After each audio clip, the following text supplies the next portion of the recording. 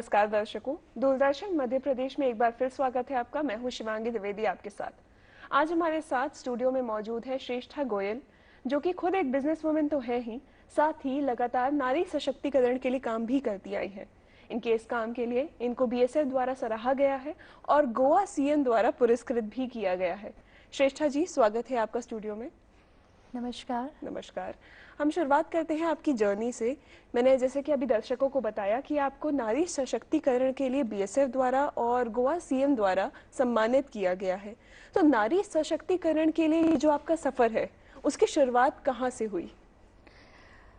शिवांगी, मैं बचपन से ही स्पोर्ट्स एक्टिविटीज़ में काफ़ी एक्टिव रही हूँ। मेरा एजुकेशन डिस्ट्रिक्ट प्लेसेस से हुआ है। मेरे पेरेंट्स दोनों गवर्नमेंट जॉब में थे, तो मैंने अक्सर ये देखा था कि जो लड़कियां हैं वो इस तरह की एक्टिविटीज़ को बहुत कम पार्टिसिपेट कर रही हैं, क्योंकि उन्हें फैमिली से परमिशन नहीं होती थी। इवन मैंने अपने घर में भी ये असमानता बहुत महसूस की है। उस समय भी मैं अपने साथ के अपने दोस्तों को ये मोटिवेट किया करती थी कि उन्हें अपने डिसीज़न खुद लेना चाहिए, और अगर वो चाहती हैं कि वो इस तरह की एक्टिविटीज़ में रहें तो उन्हें कोशिश करना चाहिए। तो शुरुआत तो बोल सकते हैं कि वहीं से हुई है। एंड उसके बाद आफ्टर मैरिज, जब मैं अपने वर्किंग को कंटिन्यू करना चाहती थी और अपनी हॉबीज़, अपने पैशन को कंटिन्यू करना चाहती थी, उस समय मेरी फैमिली ने मुझे सपोर्ट किया। स्पेशली मेरे हस्बैंड बहुत सपोर्टिंग रहे हैं, और ये सारी एक्टिविटीज़ मैंने शादी के बाद कंटिन्यू की। छोटे छोटे मेरे किड्स थे एंड मैं ट्रैकिंग और ऑफ रोडिंग किया करती थी। और ऑफ रोडिंग में तो कई बार ऐसा भी होता था कि जब भी मैं जंगलों में जीप लेके जाया करती थी तो मैं अकेली वुमन हुआ करती थी, साथ में सारे लोग मेल्स ही हुआ करते थे। उस समय भी मन में बार बार ये ख्याल आता था कि बहुत सारी टैलेंटेड महिलाएं हैं जो सब कुछ करना चाहती हैं और शायद इससे भी बढ़ के कुछ कर सकती हैं, लेकिन उनके पास इसका अनुभव नहीं है या फिर किसी का सपोर्ट नहीं है। तो क्यों ना हम एक ऐसा ग्रुप बनाएं जिसमें हम महिलाओं को वो सपोर्ट दे सकें और उनके कॉन्फिडेंस को हम बढ़ा सकें, ताकि वो भी अपने घर की जिम्मेदारियों और बच्चों की जिम्मेदारियों से बाहर आके कुछ नया कर पाएँ, कुछ नया सीख पाएँ। बस यहीं से हमारे ग्रुप की शुरुआत हुई, और आज हमारे ग्रुप में पूरे इंडिया से करीब 10,000 से भी ज़्यादा वुमेन्स कनेक्टेड हैं। ओह, तो आपका ये जो ऑल ओवर इंडिया काम कर रहा है ग्रुप, इसमें आपने बहुत अच्छी बात बताई, इसकी शुरुआत की बहुत अच्छी बात बताई, जो कहीं ना कहीं हम सभी महिलाएं इससे अपने आप को जोड़ सकती हैं कि चाहे घर में, चाहे बाहर, प्लेग्राउंड में, स्कूल में, जब बड़े होते हैं कॉलेज में, दफ्तर में, कहीं ना कहीं एक भेदभाव हमें दिखाई देता है। और धीरे धीरे ये कम हो रहा है, लेकिन अभी कहा नहीं जा सकता है कि ये पूरी तरीके से कम हो चुका है। तो लगातार इस विषय में काम करने की तो हमें ज़रूरत है ही। आपने बताया कि इसके बारे में आपने बचपन से ही सोचा हुआ था, कि आपके अंदर से ही था ये इंस्टिंक्ट शायद से, कि आपको महिलाओं के लिए कुछ काम करना है। तो आपने इस ग्रुप की शुरुआत की। इसके साथ आपके दो और ग्रुप्स हैं, जितना मैंने आपके बारे में पढ़ा है कि आपका दो वुमेन ग्रुप्स हैं एंड एक फार्मास्यूटिकल ग्रुप है। तो ये एडवेंचर वुमेन ग्रुप्स के साथ ये फार्मास्यूटिकल कंपनी कहाँ से, ये कैसे आपने जोड़ा अपनी ज़िंदगी में? मैं स्टार्टिंग से वर्किंग हूँ, और मेरे वर्किंग होने के पीछे भी एक बड़ा चैलेंज छुपा हुआ है। जब मैं प्रेग्नेंट थी तो डॉक्टर ने मुझे फुल बेड रेस्ट कमिट किया था, और उस टाइम मेरे मन में ख्याल आता था कि अगर मैंने आज अपना वर्किंग डिसकंटिन्यू कर दिया तो शायद मैं कभी भी कंटिन्यू नहीं कर पाऊँगी। और उस समय भी मैं अपने आप को वर्किंग रखने के लिए लगातार कोशिशें करती रही, और मैंने उस टाइम पर भी अपने प्रयासों से अपने वर्किंग को कंटिन्यू रखा। और आज मैं फार्मास्यूटिकल कंपनी रन कर रही हूँ, और हम लोग बहुत अच्छे लेवल पे काम कर रहे हैं। लेकिन आपकी फैमिली रिस्पॉन्सिबिलिटीज़, आपके किड्स की रिस्पॉन्सिबिलिटीज़, आपका वर्किंग होना, ये काफ़ी नहीं होता है। आपका पैशन, आपकी हॉबी, जो चीज़ आपको बहुत मोटिवेट करती है, ये बहुत ज़रूरी होता है। तो मैंने अपने पैशन को फॉलो किया। जो चीज़ें मैं पसंद करती थी, जैसे शादी के बाद मैं हिमालय ट्रैकिंग गई हूँ, और मैंने बहुत सारी रैलीज़ पार्टिसिपेट की जिसकी मैं विनर रही हूँ। और इस तरह साथ में मैं मेंटेन करती आई इन सारी चीज़ों को एक साथ। जी बिल्कुल। रैलीज और आपने ट्रैक्स के बारे में बताया, एंड इसी से मेरे ख्याल से एडवेंचर वुमेन की भी शुरुआत हुई। लेकिन 10,000 महिलाओं को, देश भर से 10,000 महिलाओं को इस ग्रुप से जोड़ना एक बहुत बड़ा आपके लिए चुनौती भरा काम रहा होगा। तो इससे आपने कैसे पार किया, महिलाओं को कैसे प्रोत्साहित किया कि वो आपके साथ इस ग्रुप में जुड़े? मतलब किसी के को सशक्त करना एक अलग बात है, लेकिन उनको अपने साथ लेकर आगे बढ़ना भी एक अलग बात है। तो आपने महिलाओं को कैसे प्रोत्साहित किया कि वो आपके इस ग्रुप से जुड़ें, आपके साथ जुड़ें और वो भी नारी सशक्तिकरण के लिए काम करें? इसकी शुरुआती दौर में हमारा ग्रुप काफ़ी छोटा था। हम छोटी-छोटी एडवेंचर एक्टिविटीज़ प्लान कर रहे थे और उसका उद्देश्य सिर्फ़ यही था कि हम एक दूसरे को मोटिवेट कर सकें।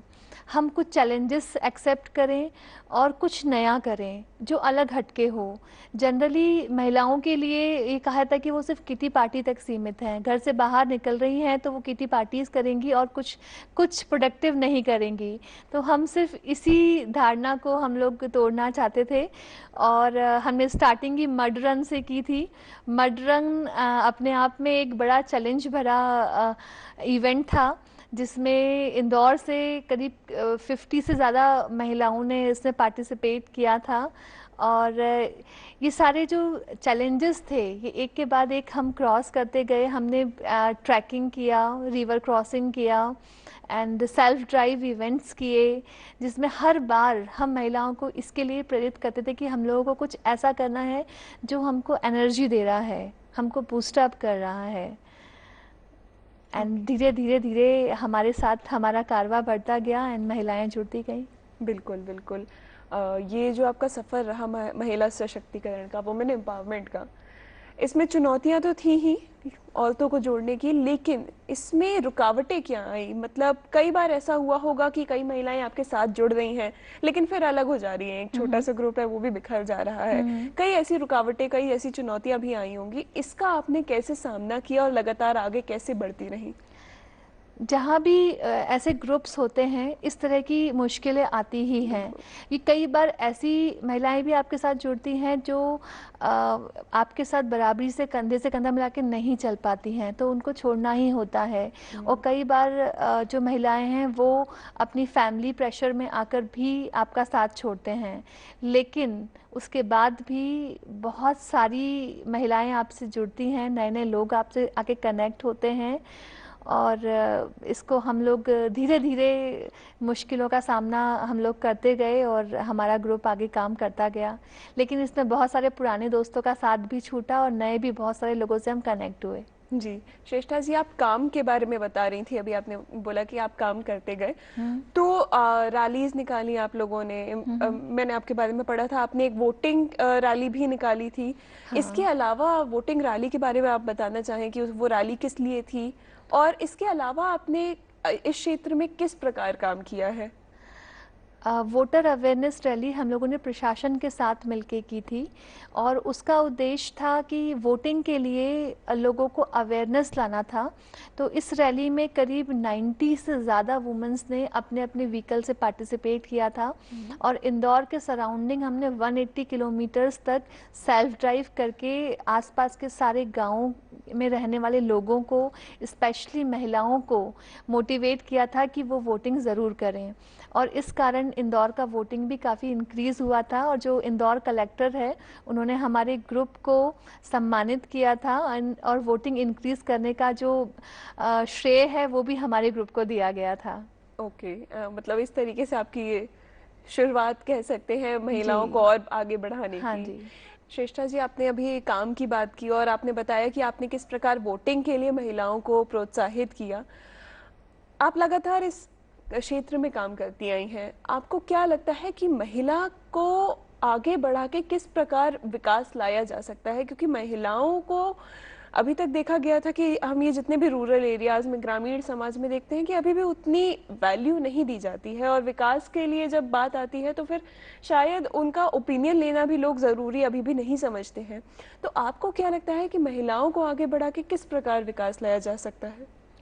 देखिए, महिलाओं का विकास सिर्फ तभी संभव है जब वो शिक्षित हों, तो हम लोग उनको शिक्षित करके, जागरूक करके और मोटिवेट करके उन्हें सक्षम बना सकते हैं। हम उनको मोटिवेट कर सकते हैं कि वो बाहर आएँ और अपने ज़िंदगी के फ़ैसले खुद लें, और जब वह इस लायक हो जाएँ, आर्थिक रूप से सक्षम हों, और तो अपने आप सिर्फ़ उनका ही नहीं बल्कि पूरे देश का विकास होगा इससे। बिल्कुल श्रेष्ठा जी, आपने ये बहुत अच्छी बात बताई कि महिलाओं को आगे बढ़ाने से, मैंने ये एक बहुत अच्छी बात कहीं पढ़ी थी कि जब हम एक आदमी को पढ़ाते लिखाते हैं तो हम सिर्फ केवल एक आदमी को ही पढ़ाते हैं, लेकिन जब हम एक औरत को पढ़ाते हैं और आगे बढ़ाते हैं तो हम एक पूरे परिवार को आगे बढ़ाते हैं, क्योंकि एक महिला जो है वो पूरे परिवार को प्रेरित करती है, शिक्षित करती है और उन्हें लगातार आगे बढ़ाती है। श्रेष्ठा जी, बहुत अच्छी बात आपने ये बताई। ये आपका जो एडवेंचर्स वुमेन ग्रुप है, ये कितने समय से इस क्षेत्र में काम कर रहा है? पिछले 3 सालों से हम लोग ग्रुप बना के काम कर रहे हैं। इससे पहले हम इंडिविजुअली किया करते थे, लेकिन पिछले 3 सालों से ग्रुप फॉर्म करके हमने इसमें काम किया है, लोगों को जोड़ा है, लोगों को मोटिवेट किया है, और उन एक्टिविटीज़ के थ्रू हमने छोटी-छोटी एक्टिविटीज़ के थ्रू उनमें मोटिवेशन क्रिएट किया है। जी, जी। बात करते हैं, शुरुआत में मैंने जैसा कि दर्शकों को बताया था कि इसी आपके काम के लिए जो आपने बताया अभी, आपके इसी काम के लिए आपको बॉर्डर सिक्योरिटी फोर्स और इनफैक्ट गोवा सीएम की तरफ से भी आपको पुरस्कृत किया गया था, सम्मानित किया गया था। आप अपने इस एक्सपीरियंस के बारे में हमें कुछ बताना चाहेंगे कि किस प्रकार ये सफल हो पाया काम? लगातार हम एडवेंचर एक्टिविटीज़ पार्टिसिपेट कर रहे थे। सोशल मीडिया एंड न्यूज़पेपर हमारे ग्रुप की एक्टिविटीज़ को कवर कर रहे थे। उस टाइम बीएसएफ के जो हेड थे, उनके साइड से हम लोगों को इनविटेशन आया था कि आप लोग ऑलरेडी बहुत एडवेंचर एक्टिविटीज़ पार्टिसिपेट कर रहे हैं, अब आप रियल एडवेंचरस हीरोज़ से भी आके मिलिए। तो 26 जनवरी को हमारे ग्रुप को इनवाइट किया गया था इंडो बांग्लादेश बॉर्डर पे सेलिब्रेशन के लिए। एंड वहाँ जब भी हम लोग गए तो बॉर्डर पे बहुत सारी महिलाएं थीं जो अब देश की सुरक्षा में अहम रोल अदा कर रही थी।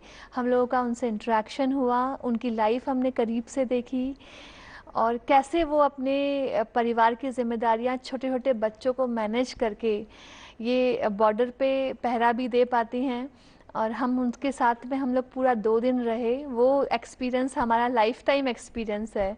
बोल सकते हैं कि हम सभी जो 20 महिलाएं यहाँ से गई थी, उन लोगों ने ये सब कुछ इससे पहले फ़िल्मों में ही देखा था। जो हमने रियल लाइफ में देखा, उसको फ़ील किया कि क्या प्रोसेस होता है बॉर्डर का। अगर कोई परिस्थिति ख़राब होती है तो वो लोग कैसे मैनेज करते हैं, कैसे उससे डील करते हैं, हम ये सब कुछ करीब से देख पाए। तो ये अनुभव हमारा बहुत ही अनोखा था। बिल्कुल। एंड इसके बाद हम लोगों ने जो गोवा फॉरेस्ट में रैली की, गोवा फॉरेस्ट से इनविटेशन था कि हम लोग वहाँ के फॉरेस्ट में आकर एक रैली करें। उनका बर्ड फेस्टिवल का एक इवेंट था, उसमें हम लोग पार्टिसिपेट करने गए थे। तो भी इंदौर और आसपास के लोग थे, हम लोग करीब 25 महिलाएं गई थी। वहाँ जाकर हमने पूरे गोवा में, गोवा के फॉरेस्ट और दूध सागर वहाँ का एक बहुत फेमस जगह है, वहाँ तक हम लोगों ने रैली में पार्टिसिपेट किया था। तो सारे फॉरेस्ट डिपार्टमेंट के साथ में हमारा इंटरेक्शन हुआ, एंड उस नई टीम के साथ में नया अनुभव रहा, और बहुत कुछ सीखने मिला हम लोगों को। दर्शकों, हमारे साथ स्टूडियो में मौजूद हैं श्रेष्ठा गोयल जी, जो खुद एक बिजनेस वुमेन तो है ही, साथ ही नारी सशक्तिकरण के लिए भी काम करती आई हैं।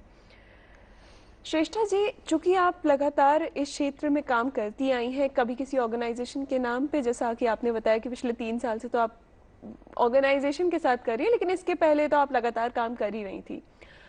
आपको क्या लगता है कि भारत में इस समय महिला सशक्तिकरण की क्या स्थिति है? महिला सशक्तिकरण की जो स्थिति है वो पहले से काफ़ी बेहतर हुई है इस समय।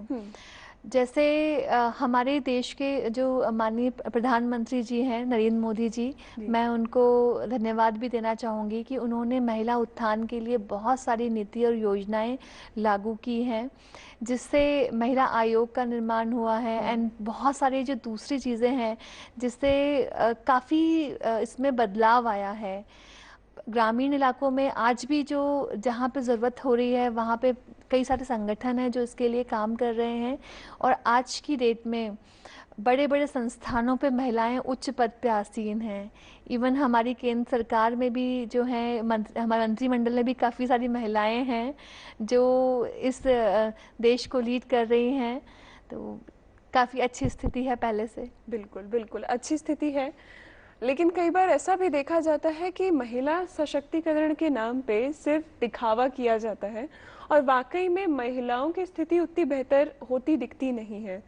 तो इस बात में कितनी सच्चाई है? क्योंकि आजकल देखा जाता है कि कई लोग अपने ऑर्गेनाइजेशन के नाम पे कैंप्स चलाते हैं कि हम महिला सशक्तिकरण कर रहे हैं, उनको ऊपर उठाने का काम कर रहे हैं। लेकिन जब वास्तविकता देखी जाए तो महिलाओं की स्थिति वैसी की वैसी ही रहती है। तो इस पर आपके क्या विचार हैं? मेरा ऐसा मानना है कि महिलाओं के लिए बहुत काम किया जा रहा है, उनको इसके फ़ायदे भी बहुत मिल रहे हैं, लेकिन कहीं-कहीं इस तरह की घटनाएं सुनने में आती हैं। लेकिन जो मेजर जो रोल है, जो हमारी सरकार है, वो इसके लिए बहुत जागरूक है और इसके पूरे बेनिफिट महिलाओं को मिल रहे हैं और सशक्तिकरण की दिशा में अच्छे प्रयास किए जा रहे हैं। जैसे हमारे मुख्यमंत्री जी ने भी कई सारी योजनाएं लागू की हैं बच्चियों के लिए एंड महिलाओं के लिए, वो सब कुछ अपने उसमें हैं। तो मुझे लगता है कि ये मतलब दिखावा कम है और काम ज़्यादा हो रहा है, लेकिन कुछ एक अपवाद तो होते ही हैं। बिल्कुल बिल्कुल। इसमें कई ऐसे भी हमें किस्से सुनने मिलते हैं कि महिला सशक्तिकरण कैंप्स चलाए गए और उसके बाद मतलब महिलाओं की ऐसी स्थिति है कि घरेलू हिंसा, डोमेस्टिक वायलेंस जिसे हम बोलते हैं आम भाषा में, ये सारी चीज़ें आज भी जो भारतीय हमारा समाज है, ये भी डीप रूटेड सोसाइटी कहते हैं जो आजकल की भाषा में, कि बहुत ही डीप रूटेड है ये, मतलब कि जड़ा हुआ है कई कई हिस्सों में कि घरेलू हिंसा, मर्द समझते हैं कि औरत पर हाथ उठाना बहुत आम बात है और वो बहुत आसानी से उन पे हाथ उठा सकते हैं। तो इसके लिए आप अपनी महिलाओं को, जो भी आपसे जुड़ती हैं, उनको किस तरीके से प्रोत्साहित करती हैं इस घरेलू हिंसा या किसी भी प्रकार का ये जो अपराध होते हैं उनके खिलाफ आवाज उठाने के लिए? देखिए, मेरा ऐसा मानना है कि भारत एक अच्छाइयों का देश है, लेकिन जहाँ अच्छाइयाँ होती हैं वहाँ थोड़ी बहुत बुराइयाँ भी शामिल होती हैं धूप छाँव की तरह। इस तरह जैसे बहुत सारे प्रयास होने के बावजूद भी कुछ घटनाएं हमारे सामने आती हैं जो हम लोगों को हिला के रख देती हैं। इसके लिए लेकिन अगेन मैं कहूँगी कि आजकल महिलाएं भी बहुत जागरूक हो गई हैं। अब वो पूरी ताकत से अपनी आवाज़ उठा रही हैं और प्रशासन भी उनका पूरा साथ दे रहा है। और जो हमारे आसपास के लोग भी हैं, अगर कोई भी महिला इस तरह के घरेलू हिंसा का शिकार भी होती है तो सभी उसका साइड लेते हैं एंड उसको इस सिचुएशन से बाहर निकालने की पूरी कोशिश करते हैं। और हम लोग भी जितने भी लोगों से कनेक्टेड हैं उनको यही मोटिवेट करते हैं कि अगर ऐसा कोई भी एक सिंगल केस भी अगर ऐसा होता है कि जहाँ किसी महिला को ज़रूरत है साथ की, तो हम सब लोग साथ खड़े हैं। बिल्कुल बिल्कुल, साथ हम खड़े हैं। और कई बार हम सब इकट्ठा भी हो जाते हैं एक आवाज के लिए, पूरी हम सब आवाज इकट्ठा हो जाते हैं कि हम उनको सपोर्ट कर सकें, उनका सहयोग कर सकें। लेकिन कई बार देखा जाता है कि महिलाओं को इतनी शिक्षा ही नहीं होती है कि वो आवाज उठाएं या फिर आगे बढ़ के कुछ कहें, कुछ बोले, बताएं। तो आपको क्या लगता है कि महिला सशक्तिकरण में शिक्षा का कितना महत्व है? शिक्षा का बहुत महत्व है। हमारे समाज में खासकर पिछड़े जो इलाकों में है वहाँ पे जो लड़कियों की शादी बहुत जल्दी कर दी जाती है, बाल विवाह जैसी कुरीतियाँ अभी भी कहीं कहीं मौजूद है। इससे सबसे ज़्यादा शिक्षा बाधित होती है। अगर महिलाएं शिक्षित नहीं होंगी तो वो आत्मनिर्भर नहीं हो पाएंगी और आत्मनिर्भर नहीं होंगी, उनमें आत्मविश्वास की कमी रहेगी, आर्थिक रूप से सक्षम नहीं होंगी वो। तो देश की तरक्की सिर्फ तभी पॉसिबल हो पाएगी जब वो हर तरह से सक्षम रहें। तो शिक्षा सबसे बेसिक है और शिक्षा के लिए हमें सारी महिलाओं को, सारे लोगों को बहुत प्रेरित करना है कि उनकी शिक्षा बाधित ना हो। बिल्कुल बिल्कुल। जैसे आपने बताया कि शिक्षा तो महत्वपूर्ण है ही, साथ में आत्मनिर्भर बनना भी बहुत ज़्यादा ज़रूरी है। जैसे कि प्रधानमंत्री जी तो कहते ही हैं कि आत्मनिर्भर भारत का निर्माण अब करना बहुत ज़रूरी है, और हम्म। हम सबको आत्मनिर्भर तो बनना ही चाहिए। हम्म। महिलाओं के सशक्तिकरण और आत्मनिर्भर बनने के लिए, उनके शिक्षा के लिए या फिर उनको आगे बढ़ाने के लिए आपकी संगठन द्वारा आगे क्या योजनाएं हैं, कि मतलब आप उनको किस प्रकार आगे बढ़ता हुआ देखना चाहती हैं, उसमें आपका क्या योगदान रहेगा?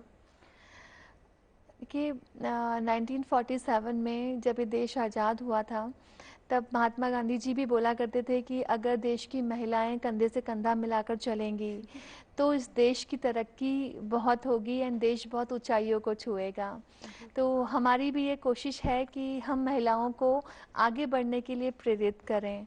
तो हम जो इवेंट करते आ रहे हैं, जैसे हमारे एडवेंचर इवेंट्स जो हैं, जिनका उद्देश्य ही महिलाओं में आत्मविश्वास को बढ़ाना है।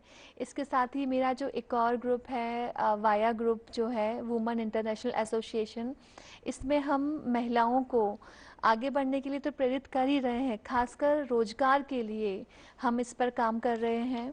वुमेन इकोनॉमी एम्पावरमेंट हमारा मेन इसमें सब्जेक्ट है, जिसमें जो महिलाएं काम करना चाहती हैं उनको गाइडेंस हम लोग प्रोवाइड करते हैं कि कैसे वो घर से ही अपना बिजनेस शुरू कर सकती हैं, कैसे वो बिजनेस में जो फंड मैनेजमेंट और जो दूसरी डिफ़िकल्टीज आती हैं उनको मैनेज कर सकती हैं। गवर्नमेंट्स ने उनके लिए क्या नीतियाँ बनाई हैं, कैसे एमएसएमई महिलाओं को सपोर्ट कर रहा है, ये सारी इंफॉर्मेशन से रिलेटेड सेमिनार्स हम लोग करवाते हैं कि कैसे टेंडर पार्टिसिपेट किए जाते हैं, गवर्नमेंट सप्लाई किया जाता है। एक्सपर्ट के थ्रू हम ये सारी इंफॉर्मेशन वाले सेमिनार्स और वेबिनार्स उनके लिए अरेंज करते हैं, ताकि वो सीख सकें और वो उन आगे बढ़ सकें, जहाँ भी हैं वहाँ से और आगे आएं और देश के विकास में अहम भूमिका निभाएं। बिल्कुल, बहुत अच्छी आपने बात बताई श्रेष्ठा जी, महात्मा गांधी जी को कोट करते हुए यहाँ पे, कि महिलाओं का विकास तो बहुत ज़्यादा ज़रूरी होता है, और जब तक महिलाएं हमारी आगे नहीं बढ़ेंगी तब तक हमारा देश नहीं आगे बढ़ सकता है। और बिल्कुल सरकार आजकल, आपने जैसे कि योजनाएं बताएं कि एमएसएमई और किस प्रकार लोन ले सकती हैं महिलाओं के लिए, स्पेशली सरकार द्वारा उनके बिजनेस के लिए अगर वो कोई कार्य करना चाहती हैं तो महिलाओं के लिए लोन है सरकार द्वारा, स्पेशल इंटरेस्ट रेट पे उनको लोन दिए जाते हैं। कई योजनाएं इस प्रकार बनाई गई हैं कि महिलाएं आगे बढ़ के, उनको किसी भी घर के मर्द के सामने भी शायद हाथ फैलाने की जरूरत ना पड़े।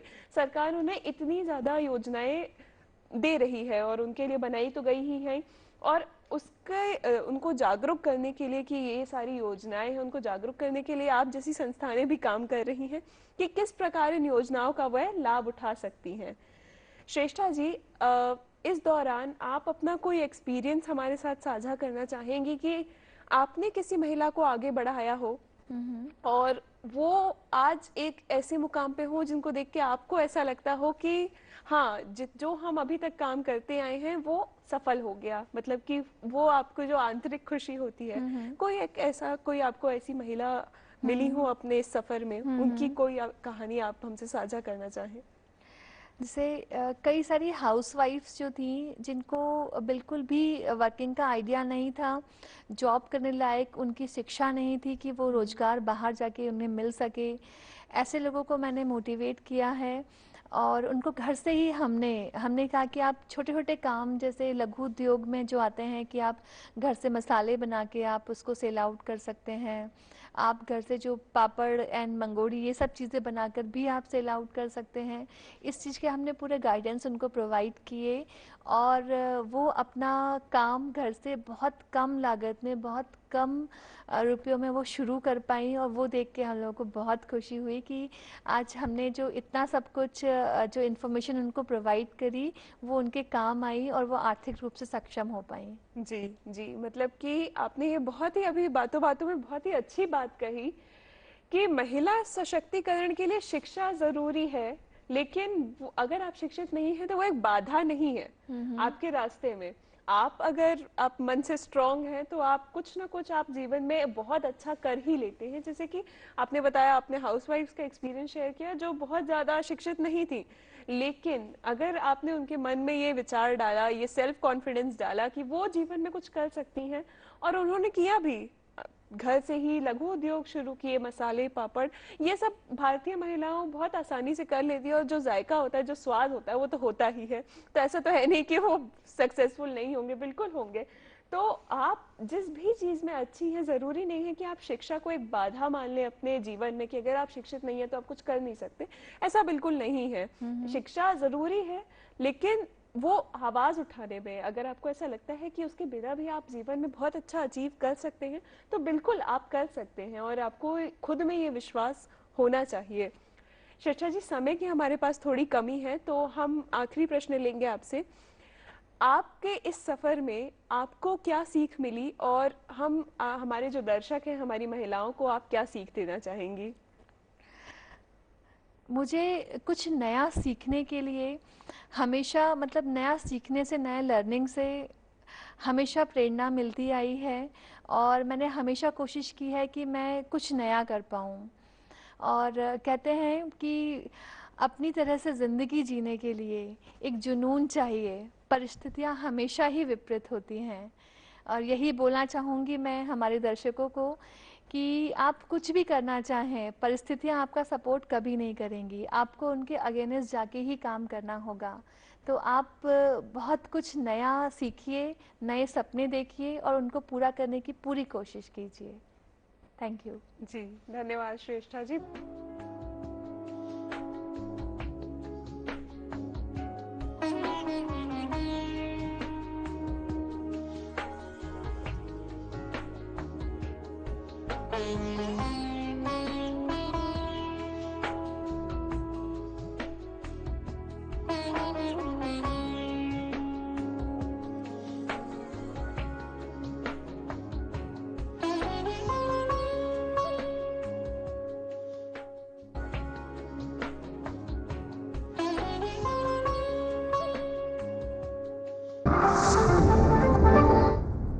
Lights, sound, camera,